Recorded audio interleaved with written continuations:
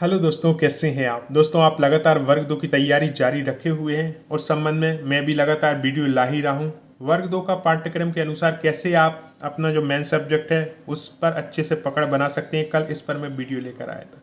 आज हम बात करेंगे ओल्ड एग्जाम पेपर 2018 की, जो कि वर्ग 2 के हुए थे। आपको अपने सब्जेक्ट के पेपर डाउनलोड करने हैं, उसके बाद आप उन्हें कैसे हल करें वो मैं इसमें बताने वाला हूँ। जैसे कि उदाहरण के लिए मैंने एक पेपर डाउनलोड किया है जो 9 मार्च 2019 सेकंड शिफ्ट का है दोस्तों, और ये वर्ग 2 का है। इसमें हमारा जो मेन सब्जेक्ट यानी कि आपका जो भी मेन सब्जेक्ट हो उसी पर आपको अभी फोकस करना है। जैसे कि ये उदाहरण के लिए मैंने हिंदी का पेपर डाउनलोड किया है, और यहाँ पर यदि आप पहला क्वेश्चन देखेंगे दोस्तों, क्योंकि आपको कैसे पढ़ना है वो मैं इसमें बता रहा हूँ। जैसे आप पहला क्वेश्चन देखें कि जो बच्चा जितना जल्दी बोलना सीखता है वो उतना ही, ठीक है। अब यहाँ पर जो ये प्रश्न है वो आपके है शिक्षा शास्त्र से रिलेटेड, है ना। और हिंदी में शिक्षा शास्त्र की आपको पकड़ अच्छी होनी चाहिए, क्योंकि आपका जो भी मेन सब्जेक्ट, चाहे मैथमेटिक्स हो, साइंस हो, किसी भी सब्जेक्ट में आप एग्जाम देंगे उसका शिक्षा शास्त्र, शिक्षण विधियाँ आपको पता होनी चाहिए दोस्तों, ठीक है। तो यहाँ पर आपको यहाँ पर फोकस रखना है। अब यहाँ पर हम जो है और भी देखते हैं प्रश्न जो कि हमारे काम के हैं। मैं आपको बता रहा हूँ कि कैसे आपको इसे हल करना है। इसमें देखें इनमें से किस छंद के प्रत्येक चरण में, अब यहाँ पर देखें जब भी छंद वगैरह आए तो आपकी जो भी भाषा के टीचर हैं उनकी व्याकरण अच्छी खासी होनी चाहिए, आपकी व्याकरण पर पकड़ होनी चाहिए, तभी आप इसको हल कर सकते हैं। तो प्रश्न आपके सामने है, ठीक है। अब यहाँ पर हम गलती क्या करते हैं कि हमने प्रश्न पढ़ा, जब भी आप ओल्ड एग्जाम पेपर हल करते हैं और उस पर टिक लगा देते हैं जो सही आंसर है, ठीक है। तो यहाँ पर हमारी तैयारी तो ठीक है, टेस्ट हो रही है, लेकिन हम एक चीज़ भूल जाते हैं। यहाँ पर जो 4 ऑप्शन दिए गए हैं हमें चारों के विषय में ही पता होना चाहिए। जैसे कि इसके 4 ऑप्शन कौन कौन से हैं: चपैया छंद, सबैया छंद, कंचारी छंद, कुंडलिया छंद, ठीक है। ये 4 छंद हो गए। इन चारों के विषय में आपके पास जानकारी होनी चाहिए, ठीक है। तो ये एक बहुत अच्छे से तैयारी हो सकती है, क्योंकि हम क्या है कि जो भी सही आंसर है उसी को पढ़कर आगे बढ़ जाते हैं, जो कि हमारी अधूरी तैयारी दर्शाती है। हमें तैयारी करनी है पूरी, व्याकरण पे हमने अच्छी खासी पकड़ बना ली है।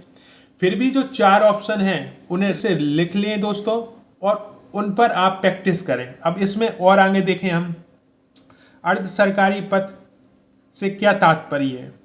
हम पहुंचेंगे कि इस पर जो सही आंसर है उस पर टिक कर दिया, नहीं, जो चारों ही ऑप्शन दिए गए हैं उनके विषय में हमें जानकारी होनी चाहिए। आगे देखें फिर से, ग्रामर का बहुत बड़ा हाथ होता है आपकी सफलता में। यदि आप भाषा के टीचर बनना चाह रहे हैं तो यहाँ पर देखें दोहा और रोला, तो यहाँ पर आपको ये चारों ऑप्शन है ना, इन चारों की ही जानकारी होनी चाहिए।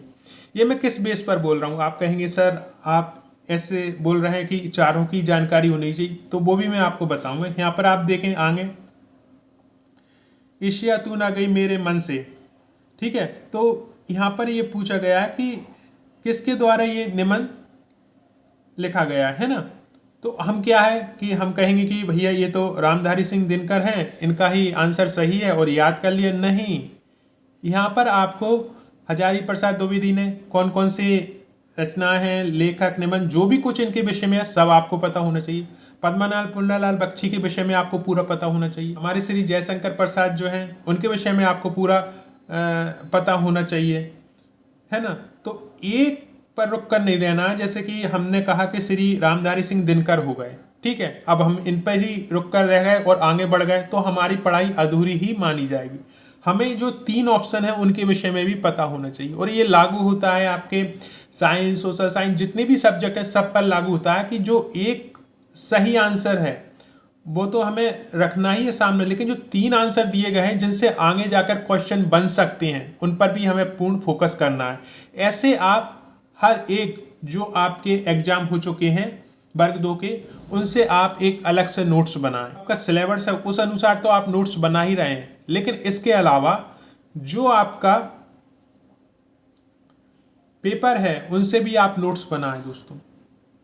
अब मैं किस आधार पर कह रहा, मैंने ये कहा था चूँकि दोस्तों वर्ग 2 के जब एग्ज़ाम हुए थे तो हिंदी की क्लासेस मैंने फ्री ली थी अपने घर पर, और हिंदी से बहुत से लोग पढ़ने भी आए थे और आज उनके अच्छे खासे नंबर आए। मेरा पढ़ाने का तरीका क्या था, मैं वही शेयर कर रहा हूँ कि जैसे हिंदी पढ़ाता था तो सबसे पहले व्याकरण एक ऐसा है कि उसे आप डेली अपने रूटीन में जो है हिस्सा बना लें और डेली कुछ ना कुछ व्याकरण सीखते रहें, उन पर प्रैक्टिस करते रहें, जिससे कि व्याकरण से संबंधित कोई भी क्वेश्चन आता है तो आप वहाँ पर 100% सही आंसर लगा के आएंगे, क्योंकि आप डेली प्रैक्टिस कर रहे हैं व्याकरण का। व्याकरण को छोड़ना नहीं है, यदि आपने छोड़ दिया तो आपके जो है भूलने के चांसेस ज़्यादा हो जाती हैं। तो डेली रूटीन का हिस्सा होना चाहिए आपकी व्याकरण, ठीक है। और जैसी इंग्लिश है तो उसकी ग्रामर आपका हिस्सा होना ही चाहिए।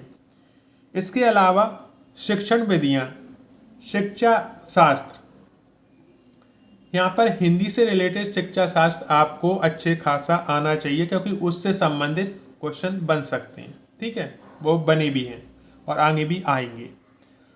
इसके अलावा ये 2 चीज़ें मैं पढ़ाता था। तीसरा ये है कि जो भी 4 ऑप्शन होते थे हम उनसे 4 प्रश्न बना सकते हैं, ठीक है।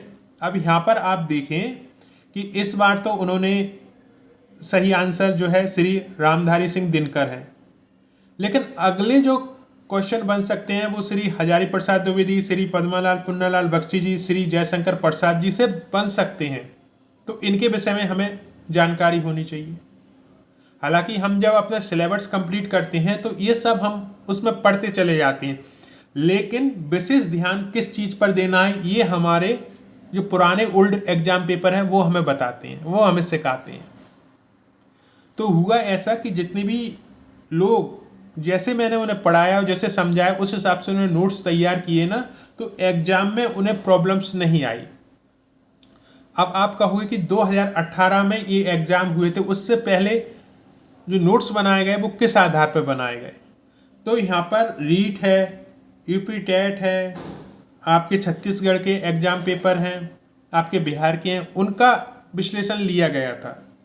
क्योंकि आप कहीं ना कहीं देखेंगे सिलेबस मैच करते ही हैं हर राज्य के, तो जो भी सिलेबस मैच हो रहा था उस हिसाब से जो है क्वेश्चन ढूंढे गए थे, और वही मैं लाया था कि यदि एक प्रश्न भी मिल गया तो उससे हमारे 4 क्वेश्चन तैयार हो रहे हैं, और इसके नोट्स अलग ही बनाए गए थे। जैसे कहते हैं ना कि आपके एग्जाम में घुमाकर प्रश्न पूछे जाते हैं, तो उनका हम प्रैक्टिस कहाँ से करें? तो प्रैक्टिस बेहतर यहीं से हो सकती है। अब हमारे पास एक चीज़ और आ गई कि 2018 में वर्ग 2 के एग्जाम हो गए और पूरे क्वेश्चन पेपर हमारे पास आ गए हैं।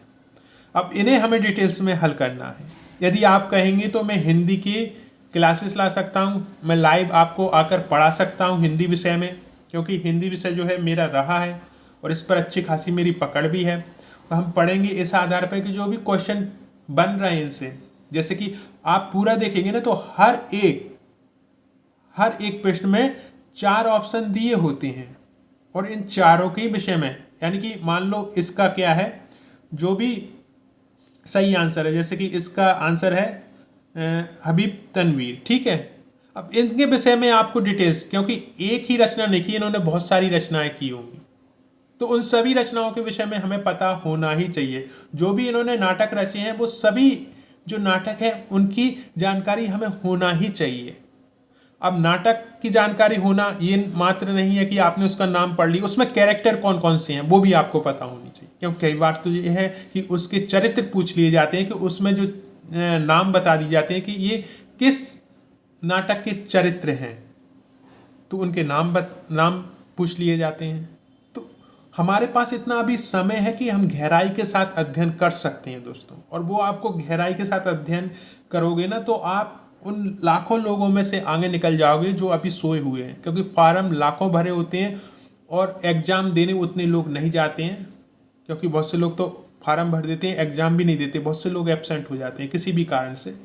तो यहाँ पर हमारे पास काफ़ी मौका है। सिलेबस भी मैं कल लेकर आया हूँ, आज मैंने आपको बताया कि क्वेश्चन पेपर कैसे हमको हल करना है हर एक सब्जेक्ट का, है ना। तो इस हिसाब से आप तैयारी करेंगे तो बेस्ट तैयारी होगी आपकी। अब दोस्तों मैं कोई ना तो पेड प्रमोशन करता हूँ, ना आपको कोई कूपन कोड बेच रहा हूँ, ना आपको कोई कोर्स बेच रहा हूँ।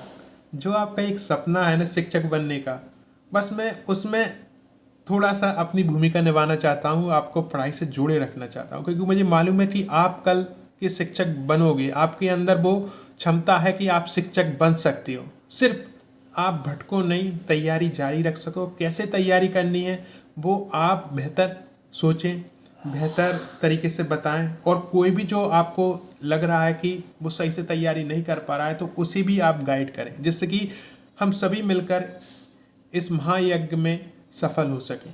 धन्यवाद दोस्तों।